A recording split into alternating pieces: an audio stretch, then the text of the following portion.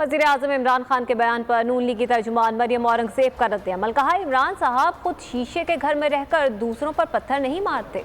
इमरान साहब झूठ के दरिया बहाकर ईमान और रियासत मदीना अपनी घटिया सियासत चमकाते हैं। एक ट्वीट में उन्होंने वज़ीर-ए-आज़म को मुखातिब करके लिखा कि इमरान साहब अवाम की अफलास, बेबसी, भूख, बेरोजगारी और मुआशी तबाही देखकर अब आपके झूठों का जवाब देने का भी दिल नहीं करता। ईमान और रियासत मदीना की बात करके इमरान साहब हर रोज सरेआम झूठ बोलते हैं। इमरान साहब कौम को आपकी हसद से भरी तकरीरों की नहीं, आटा, चीनी, घी, दवाई की सस्ती कीमत चाहिए। इमरान साहब कौम को आपके फलसफे नहीं, बिजली, गैस, पेट्रोल चाहिए।